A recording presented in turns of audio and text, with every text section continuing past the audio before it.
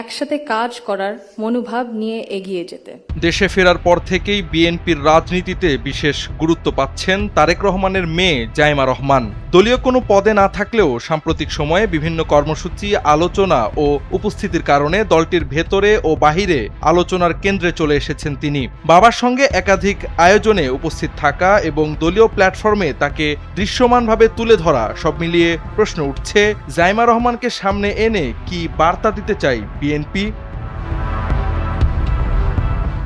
ঢাকায় ফেরার পর এখন পর্যন্ত কয়েকটি কর্মসূচিতে অংশ নিয়েছেন জাইমা রহমান। 18 জানুয়ারি উইমেন শেপিং দ্য নেশন শীর্ষক এক অনুষ্ঠানে বক্তব্য দেন তিনি।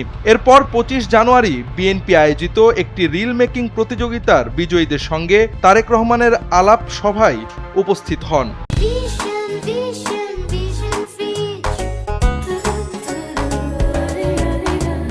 পাশাপাশি সাম্প্রতিক সময়ে কয়েকটি সাংস্কৃতিক আয়োজনেও অংশগ্রহণ করেন। রাজনৈতিক অরাজনৈতিক এই উপস্থিতিগুলোই তাকে আলোচনায় এনেছে বিশেষভাবে। পাশাপাশি সামাজিক যোগাযোগ মাধ্যমে তার নিজস্ব ভেরিফাইড পেজ এবং দলীয় পেজগুলো থেকে তার প্রচারিত কার্যক্রম সাড়া ফেলেছে সচেতন মহলে।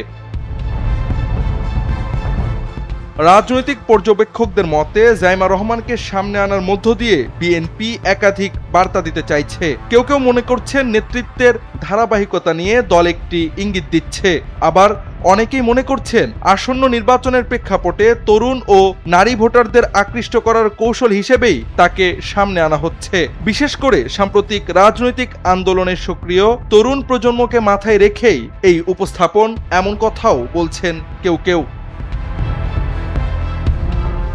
এ নিয়ে উপমহাদেশের রাজনীতিতে পরিবারতন্ত্রের প্রসঙ্গ উঠে আসছে স্বাভাবিকভাবেই। বিবিসি বাংলায় দেওয়া এক সাক্ষাৎকারে রাজনৈতিক বিশ্লেষক মহিউদ্দিন আহমদ বলেন, উপমহাদেশের রাজনীতিতে পারিবারিক নেতৃত্ব নতুন কিছু নয়। বিএনপির রাজনীতিও দীর্ঘদিন ধরে একটি পরিবারকে কেন্দ্র করেই আবর্তিত। তার ভাষায়, জাইমা রহমানকে জনপরিসরে আনার মধ্য দিয়ে নেতৃত্বের ধারাবাহিকতার ধারণা দেওয়ার চেষ্টা স্পষ্ট।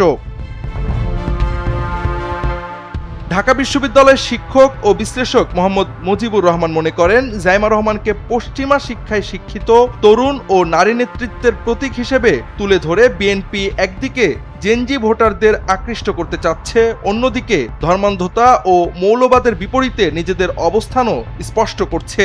তবে শেষ পর্যন্ত জাইমা রহমান রাজনীতিতে কি ভূমিকা নেন সেটাই নির্ধারণ করবে এই কৌশলের বাস্তব ফলাফল। জাওয়াদ আহমদ, এনপিবি।